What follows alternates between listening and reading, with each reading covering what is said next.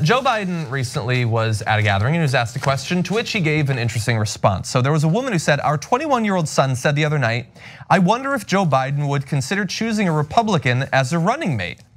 Biden replied, the answer is I would, but I can't think of one now. Let me explain that. You know, there's some really decent Republicans that are out there still, but here's the problem right now. They've got to step up. Okay, no. First of all, there are really decent Republicans out there. Really? Name one. He can't even name one. He wants to, he's desperate to say, oh, I love Republicans, I love working with the Republicans. He said it 1,000 times. Considering it for the VP, Joe Biden is in his late 70s. So that's, and I'm not biased here, Bernie Sanders also in his late 70s. I care deeply who Bernie Sanders is gonna pick as his VP. And I would lose it if he picked an establishment Democrat, okay? No, you cannot endanger the Republic like that. Biden's picking a Republican? Oh, no. I mean, the word disqualifying is thrown around a lot, okay? But that is disqualifying. I mean, you're gonna vote for a Democrat who's, maybe it's a Republican, maybe it's not for a VP. If I don't know who his VP is now, if you don't know, I mean, I wasn't gonna vote for him anyway. But if really? So we're honest, okay? But if you're out there and you were considering Biden, don't you wanna know if, like before you vote for him, if after you vote for him, he's gonna turn around and go, you know what? I kinda like, look, not McConnell, McConnell's too much, but Cornyn. John Cornyn seems like an interesting guy. Not Matt Gaetz, a bit too much. Let's go with Louis Gohmert. Okay, I mean, he's considering a goddamn Republican. That's insanity. And so, but that's one part of it. The other thing is this nonstop idiocy. And yes, if you're asking if I'm calling Joe Biden stupid, I definitely am.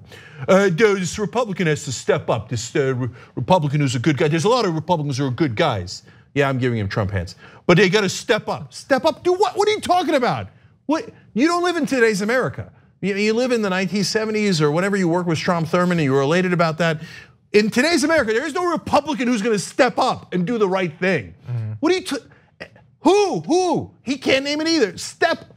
Look, it misunderstands American politics. The idea that Biden has is Republicans are wonderful people and Republican politicians are great. They're just under a cloud and the spell's gonna break and they're gonna have courage and they're gonna step up and do the right thing. If that is your true belief about the current political system, you are an idiot. Whether you're an establishment Democrat or you're a mainstream media reporter, there is no stepping up in courage and all that nonsense. There's donor money, there's polling in your home state, and that's it. There's no ideas, there's no principles, there's no courage. Look, the exception proves the rule. One guy did it. What was his name? Justin Amash. And what did they do to him? They kicked him out of the party. They kicked him out of the party, they tarred and feather him. And I don't want Justin Amash as VP either. The guy's a massive right winger. As a massive right winger, he had one moment of courage and one I commend him for. And what did the Republican Party do? They destroyed him. So what about Mitt Romney? He once disagreed a little bit with Trump. Briefly. No, but by the way, I'm not kidding, guys. Biden might pick somebody like Jeff Flake. Oh, hell no. Hell no, Jeff Flake voted with Trump like 90% of the time. But once or twice he said something on TV. Get the out of here. Okay, and then two more things. I'm not done with him. He also has at different times has said, well, you know, I consider somebody a person of color or a woman, somebody different gender than me, different race than me. Okay, good, interesting, fine, great, right? I thought, okay, who would meet all three of Joe Biden's qualifications for VP? A person of color, a woman, and potentially a Republican. Condoleezza Rice. Or Mia Love. Yeah. Okay, you got two choices. What is it? He said Candace Owens. Candace Owens, oh goddamn. I don't think Joe Biden is online enough to know. You know what? No, I got one. Who's had enough courage to speak out against Trump? Omarosa. That's true. So like, there's a lot of issues here, and look, I'm sure by tomorrow or later today, spokesperson's gonna come out and say, "Oh, he was just being diplomatic. You know, you're misunderstanding." Just like when Biden said that the spell's gonna break and everything's gonna go back to normal after Trump is not elected, and that you were misunderstanding, even though we keep saying things to that effect. But also, like they never ask the Republicans, oh, are you gonna choose a Democrat for unity? What about in 2016 when they again lose the popular vote? Well, you know what? You did win through the Electoral College, but clearly the American people are split. I mean, more were against you. You should really boot Mike Pence and make Chuck Schumer your vice president. That would be a good move for unity, since you guys keep losing the popular vote. Nobody said that, and if they did, they wouldn't do it. See, the Democrats are forced to consider it every time. Look, I like Al Gore a lot for a lot of different reasons, but he's also more progressive than people realize.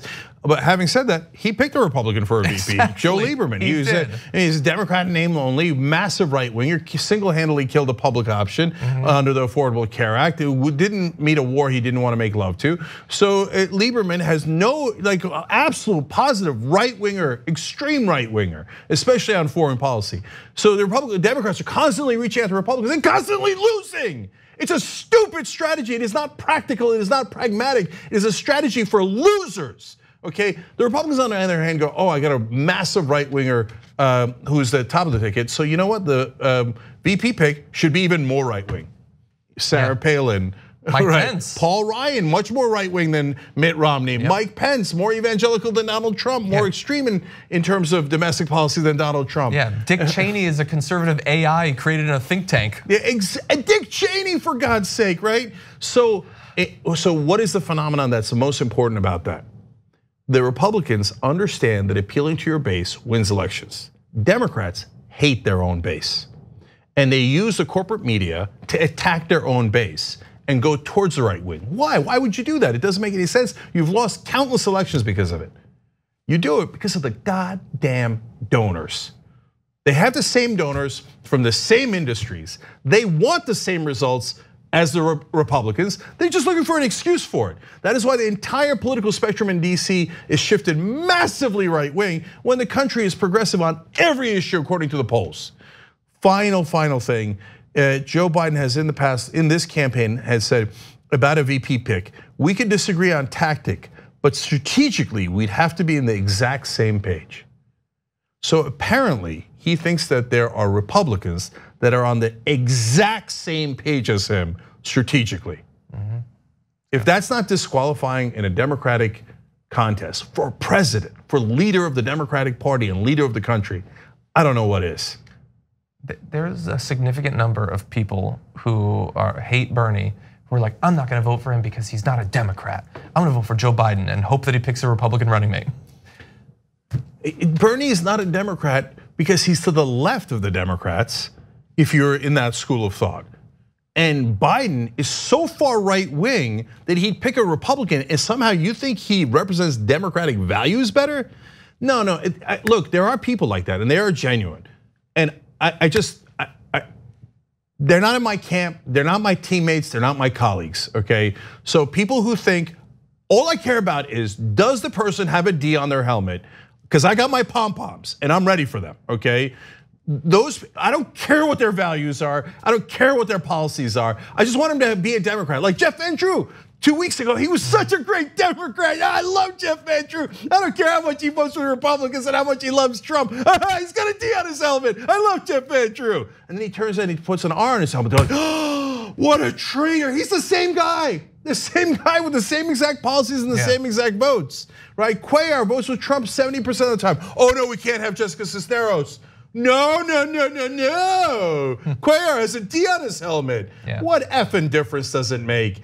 Do you care about policy at all? And if you don't, and you're so proud to be a Democrat who doesn't give a damn about any policies or anything that affects the American people, I have no use for you.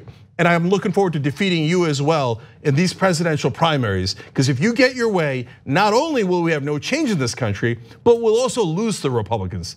Given a choice between a Republican and a Republican light, the country always picks a Republican. Let's give him a different choice, someone who's actually going to be a strong Democrat. Thanks for watching the Young Turks, really appreciate it. Another way to show support is through YouTube memberships. You'll get to interact with us more. There's live chat emojis, badges. You've got emojis of me, Anna, John, JR. So those are super fun. But you also get playback of our exclusive member-only shows and specials right after they air. So all of that, all you gotta do is click that join button right underneath the video. Thank you.